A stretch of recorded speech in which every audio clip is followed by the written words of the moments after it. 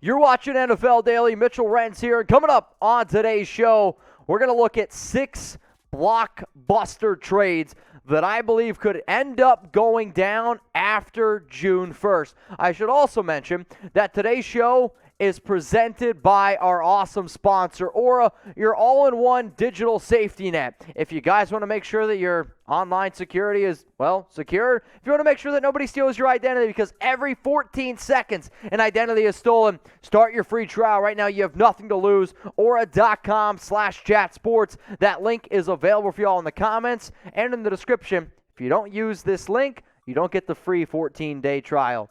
What do you got to lose? Literally nothing. So what we're going to talk about here are 6 big-name players, and then I'm going to tell you a trade idea that I have for each of these teams. The first name coming up here is Baker Mayfield, and the reason why he makes the list, everyone, including my mother, knows that Mayfield wants the hell out of Cleveland, maybe more than Joakim Noah. He wants no business being a part of the Cleveland Browns. Why?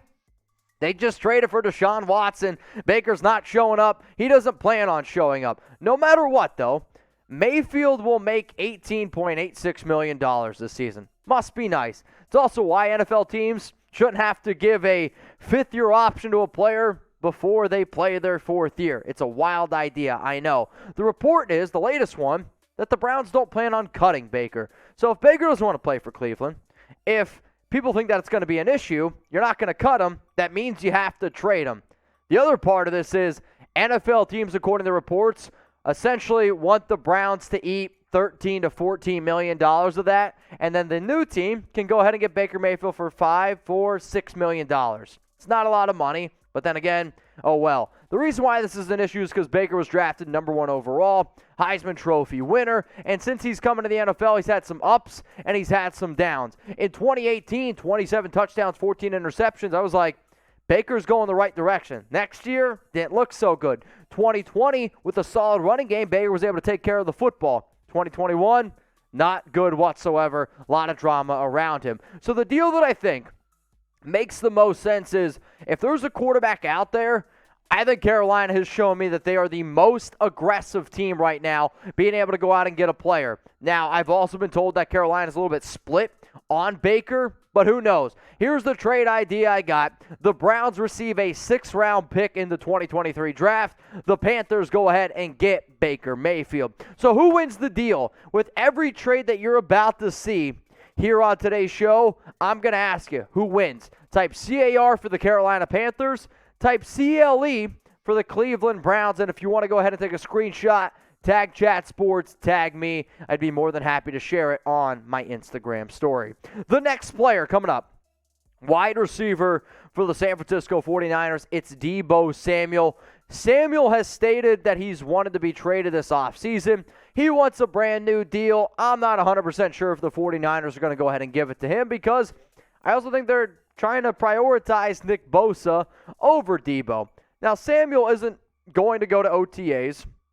I think he's going to sit out a lot of different things because he wants that brand new deal. And he has every right to want a new deal. He had an incredible season last year where he had 77 catches, 1,405 yards, 6 touchdowns. He also ran the ball very effectively, 59 carries, 365 yards, 8 touchdowns on the ground. He averaged 6.2 yards per carry. So Deebo, to me, very talented player from top to bottom, but if there's been one team that's been linked to Deebo, it's been the New York Jets, whether it was in the draft. Remember, the old coach, defensive coordinator for San Francisco, is now the head coach for the New York Jets, Robert Saleh. So let's do this. Let's go 49ers, get a first-round pick in the 2023 draft, and then they also are going to throw in Denzel Mims, who the New York Jets drafted in round 2 out of Baylor. A little bit of a field stretcher here. So who wins the deal? Is it the Jets?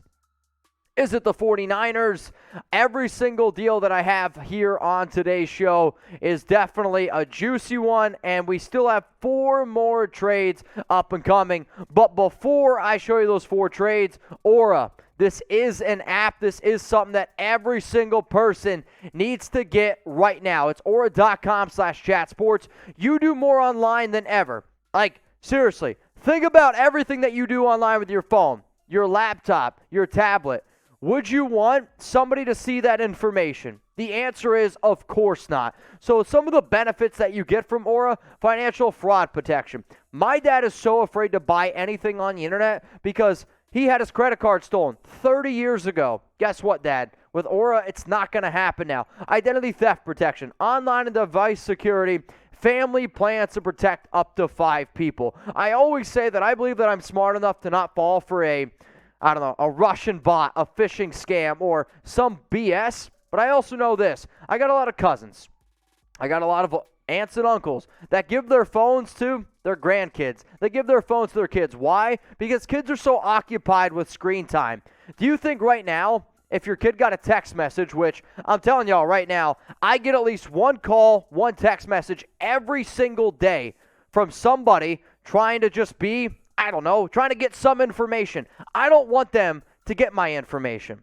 So, Aura.com/chatsports. It's a 14-day free trial. And even if you believe that you're smart enough not to fall for some scam, I don't know if your kid would be. I don't know if your Aunt Melissa, who's on Facebook all the time, that clicks on every link that she gets because she's trying to win the lottery because it flashes on screen. Click here to win $10,000. Those are the people that get got. They can be on your family plan. It's a 14-day free trial, Aura.com/chatsports. Let's go to the next name here on my NFL trade candidates list that could be potentially dealt after June 1st. Steelers wide receiver Diontae Johnson. He wants a new contract, and he isn't showing up to OTAs. And when you go back, you look at current history, because I think we can learn a lot from history. The Steelers have traded top wide receivers before if they've wanted big-time deals. Antonio Brown, Martavis Bryant, Santonio Holmes, Juju Smith-Schuster, Mike Wallace. Pittsburgh believes that they can find receivers in the draft, and if somebody's going to throw a hissy fit and wants a big-time deal, they're okay moving on. Now, I like Diontae. He's a hell of a receiver. He had 107 catches, 1,161 yards, 8 touchdowns last season. He's been very effective since he's come into the league. But I just mentioned all of those players in the past. I don't know if Diontae is as good as them. I think some of the reasons why he has so high of reception is because Ben couldn't throw the ball further than 10 yards and was a check down option. Not that he can't be a number one, but I'm going to guess him and his agent are going to look for number one money, and I'm not going to pay Diontae Johnson number one money. So here's my trade idea. Send him away. Send him to the Green Bay Packers. Get Aaron Rodgers another option. Pittsburgh Steelers, they get a second and a 4th-round pick in next year's draft.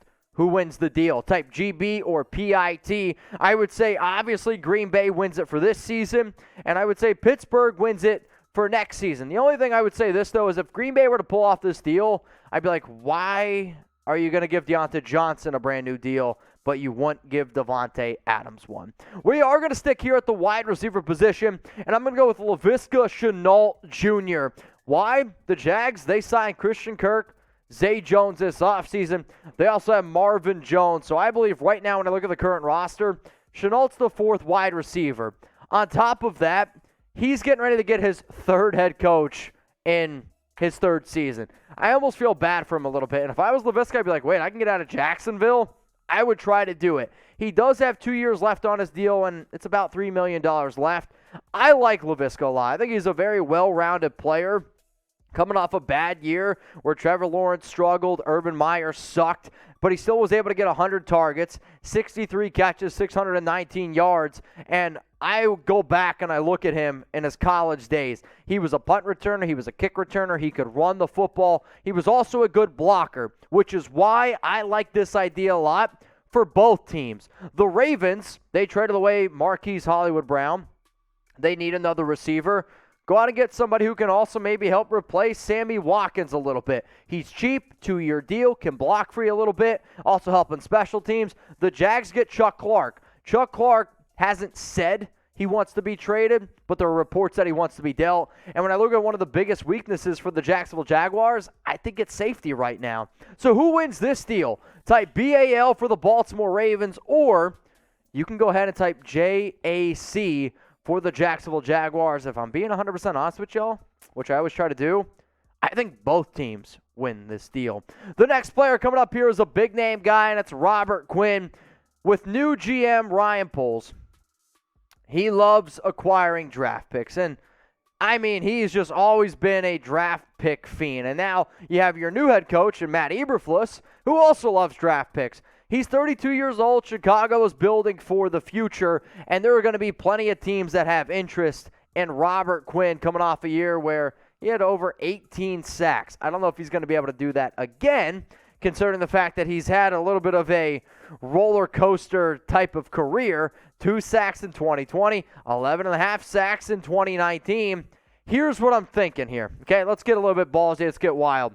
Let's send them back to Dallas because the Cowboys, they need extra defensive ends. The Bears, they get a 2023 third-round pick. I also think Chicago, since they lost out on Bilal Nichols, he went to the Raiders. They also haven't brought back another defensive tackle. Eddie Goldman, Akeem Hicks is another name to throw in there. So Neville Gallimore, he's been in trade rumors around the Dallas Cowboys. So do I think that Robert Quinn is maybe worth more than a third-round pick? Potentially, but he's getting up there in age, and I can see Chicago being okay moving on. So who wins the deal, y'all? Chicago or the Dallas Cowboys? I told you, lots of trades to be able to get here. Type CHI for Chicago. Type DAL for the Cowboys. And if you haven't, please take a screenshot, post it on Twitter, post it on IG. Make sure you tag me at MitchellRens365. The final trade on today's show revolves around Seahawks defensive end tackle L.J. Collier. 29th overall pick in the 2019 draft. And I don't like when players bust, but I am always proud of the hard work that we do here at Chat Sports. And I can sit up here and say, Tom, me, Chat Sports, Seahawks fans, told you so, was going to be a bad pick. He's been a bust, man. He's been really, really bad. Hell, this clown didn't even start in a single game last season. He didn't start in any games in 2019. If you're a first-round pick, and to the date, your best season's 22 tackles, 3 sacks, 4 tackles for loss. Last season, you had 8 tackles and 1 tackle for loss. I think we'd all agree it's probably best that Collier decides to move on and decides to go somewhere else. But what team in their right mind would go ahead and take him on? I think a team like the Cleveland Browns, who have shown me that they're aggressive. They weren't afraid to make a trade for Amari Cooper. They made a move for Deshaun Watson. This is a team that wants to win, and they want to win right now. On top of that, I personally believe the biggest glaring issue for Cleveland's entire team is the defensive interior positions. Take a shot. Throw a dart at LJ. Maybe it ends up working out. Maybe he's better when you got Myles Garrett and Jadeveon Clowney on your opposite sides. I think that would help me out personally. So who wins the trade? Browns or the Seahawks? The Browns get LJ Collier.